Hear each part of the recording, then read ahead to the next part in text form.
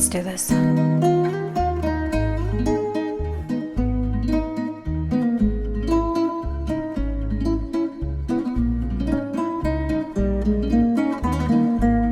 I'm currently sporting 38.5 degrees of fever. This is in Celsius, by the way. I don't know what it's in frogs per gallon. So I'm gonna try and make this short and sweet. You know, I think I did well with my reading in November, but I ultimately failed, and I'll explain why shortly. First, here's what I had on my TBR. The Fires of Heaven, which was a prompt cards pick for a book with multiple points of view. Warrior of the Wild, which was a bookshelf jar pick. Full Metal Alchemist Volume 10, which was a series style pick. Murder on the Orient Express, which was another bookshelf jar pick. I also got a mystery pick for a mood read prompt card, and we'll talk about it in a bit. One Shot, which was another prompt cards pick to read a thriller. An Echo of Things to Come, which was a TBR jar pick. The Sunlit Man, which was a prompt cards pick to read a book from someone else's TBR. White Sand Volume 3, which was a free choice for completing the map. Only Dull People Are Brilliant at Breakfast, which was a buzzword reading challenge pick where the buzzword for November was only. And I also had Kitchen Confidential, which was a leftover from October, which makes a total of 11 books on my November TBR, and I think at the end I read like half of them. You know, initially I was following my TBR pretty diligently, if somewhat slowly, but then mid-month I made a video on the Cosmere, which reminded me how much I love the Stormlight archive, and my reading went completely off the rails, but we'll get there. First, let's look at the literary casualties of the month. First, we have The Fires of Heaven by Robert Jordan. This is an adult epic fantasy and the fifth book in the Wheel of Time series. And wait, is it the fifth one? Oh, yeah, it is the fifth one. I did start reading this one and I made some good progress into it. I am at page 409, which is great progress, but given that the book is gigantic, not even half of it is done. So unfortunately, I'm gonna have to continue reading it in December, but so far I am enjoying myself way more than I expected to. Warrior of the Wild by Tricia Levenseller. This is a young adult fantasy. I think it's a standalone, and I don't remember anything about the plot of this book. I didn't even start reading it because I got distracted with other things, and I'll talk about it a little bit later, but I really wanted to read this one. As I mentioned, I think in my TBR video, I really like the cover. It gives me good feeling about the book, which I know you're not supposed to judge a book by its cover, but I mean, why do books have covers then? So unfortunately, I'm gonna have to give this one a try some other time. An Echo of Things to Come by James Islington. This is an adult epic fantasy and the second book in the Lycanius trilogy, and I really have no luck with this book, or it rather has no luck with me, because this is the second time I get it on my TBR and I still didn't manage to read it. I started it this time though, and I read all of 110 pages from it, and I enjoyed what I read, but as I mentioned before, this is a very dense series, so it requires a lot of attention, and I really didn't have that. Well, I had it, but it was dedicated to different things, so I wasn't able to finish it, and I'm gonna try and continue reading it in December. Full Metal Alchemist Volume 10 by Hiromu Arakawa. This is my favorite manga series, and this is obviously the 10th installment in it. And you might be wondering, why in the world was I not able to read a single manga volume? But it's a little more complicated than that, because this is a Full Metal edition, and I was reading the other editions up until now, and there is a difference between the chapter breakdown between those two. And so initially I thought to myself that, okay, maybe I need to read a few chapters in order to catch up, but as it turns out, I needed to read like 20, and sadly I was not able to do that. I read like 10 only, which is obviously not sufficient, but I'm enjoying myself very much, and I'm hoping to be able to read this in December.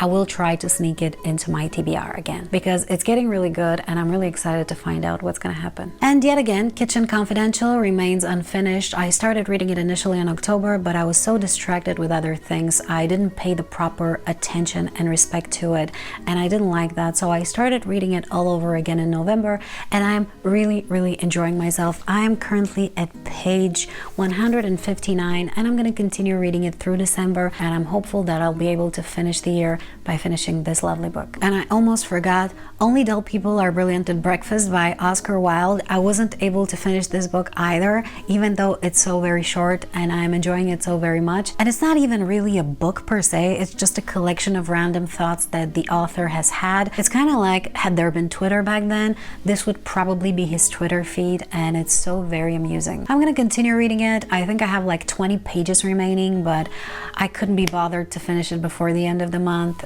just because other things took priority. We'll talk about it shortly. That out of the way, let's talk about the books that I actually finished in November in the order in which I finished them.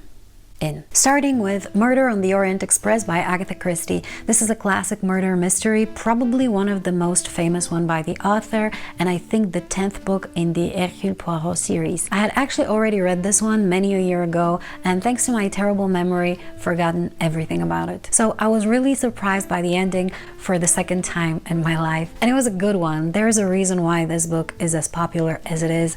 For one thing, it's one of the coziest reads I can think of. It really made me want to travel in this manner, just take a fancy train through Europe, put on my most pretentious clothing, and have lavish dinners with equally as pretentious people whilst making our way slowly through the continent. Minus all the murdering, obviously. Anyway, can't say much more here because I don't want to spoil the 3 people out there who still haven't read the book or watched one of the adaptations, but I really enjoyed it and I gave it 5 stars. Then I read One Shot by Lee Child. This is an adult military thriller and the 8th book in the Jack Reacher series, and I always say military, but it's only semi-military because at this point Reacher is no longer in the military, at least in most of the books, but there are still quite a few military elements. In this one we have a very interesting setup that centers mostly on a sniper, and we don't really know initially which side our guy would be on. I really like the setup, and for the most part I really enjoyed the execution too.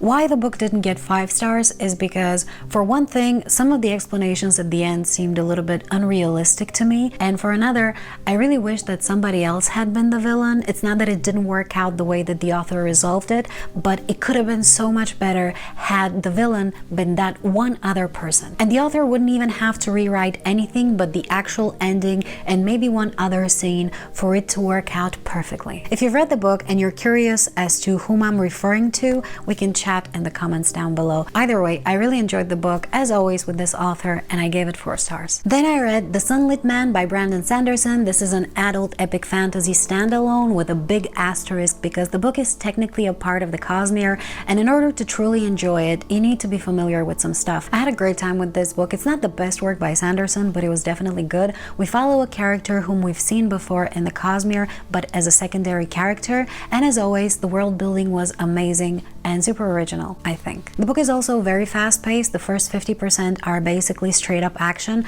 though there are some quiet moments later on. It was really good. I gave it 4.5 stars, though I will be the first one to admit that I am really biased, partially, but not only because of the character that we followed. I'm gonna give you some spoilers here. For the rest of the month, I read only Sanderson. You have been forewarned. Then I read White Sand Volume 3 by Brandon Sanderson, Rick Hoskin, and Fritz Casas, and I'm really hoping I'm not butchering anybody's name. I don't have much to say here. It was good, but not really great. I really wish that this story had been a novel, and from what I can see by Sanderson's updates, very soon it will be, likely. I just don't think that as it is right now, it's segmented well into the panels. I'm missing some character development, some of the plot unfolding seems a little bit unclear, and I think some of the mystery setup is suffering as well. The whole thing feels a little bit shallow. I gave it 3 stars. Then the things went off the rails because I made a video about the Cosmere reading order, the best one in my personal opinion,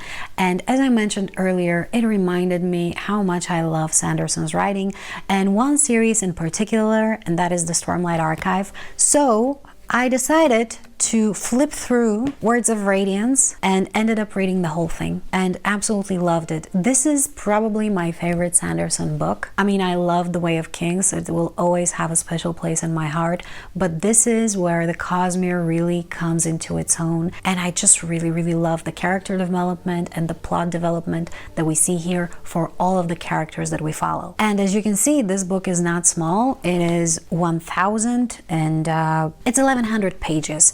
And I read it within 4 days, I think, having some of the best time in my life. This is the 4th time I'm reading this book, and it's great every single time. I noticed a few new things, and I think one plot hole at the end. It's a scene related to Dalinar and a Shardblade and one Spren, one very unique Spren. They're having a conversation and something happens, and if you've read the book and you would like to talk about it, we can do so in the comments down below, because I think I need a second opinion here. Maybe I'm missing something, who knows. Anyway, I enjoyed the book very much, and I gave it 5 stars for the 4th time in a row. After that, I was all invigorated by the Stormlight Archive, and I was all in the mood for it, and so much looking forward to Wind and Truth, which came out on the 6th of December.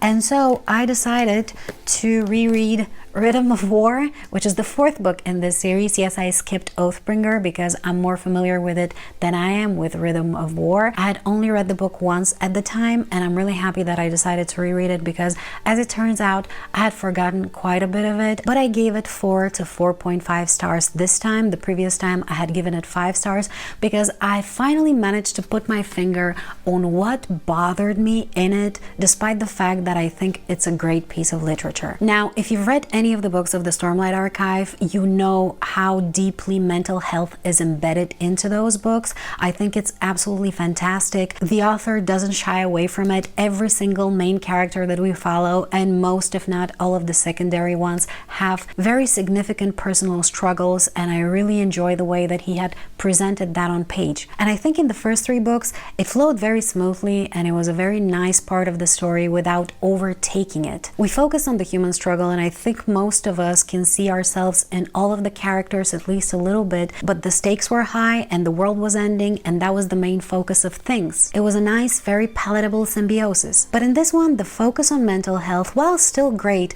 is kind of taking a central stage and kind of replacing at times the plot of the book. Like, this is no longer part of the circumstances of the story, it's the whole story. We see a lot of outright therapy talk, which I don't mind. I think it's great, and I think we all need to familiarize ourselves a little bit more with how to handle our emotions and our general well-being. But when I see it so obvious in a fantasy book, it takes me out of the story. I just think the author was just a little too heavy-handed with it. Still, this was a fantastic book, very well developed. I cried at multiple points. I gave it 4.5 stars, and I highly recommend it. And so, to summarize, in the month of November, I read 6 books, which amounted to a total of 3,686 pages. In terms of genre, I read 1 graphic novel, 3 fantasies, 1 mystery, and 1 thriller. In terms of formatting, I read 2 paperbacks, 2 hardbacks, and 2 ebooks, and in terms of sourcing, I owned 4 of the books and borrowed 2. So in general, it was a very good reading month given the numbers and the enjoyment that I got from the books, but I ultimately failed in my TBR rather spectacularly. No regrets though. As I mentioned, I had a very good time with my reads. I hope you enjoyed watching this video. I hope you had a very good reading month and that your next month will be even better. If you'd like to talk about any of the books that I mentioned in this video, or if you'd like to mention another book, please don't hesitate to leave a comment down below. Thank you so much for watching, and if you'd like to see some of my other book wrap-ups or reviews, check out this playlist. Bye!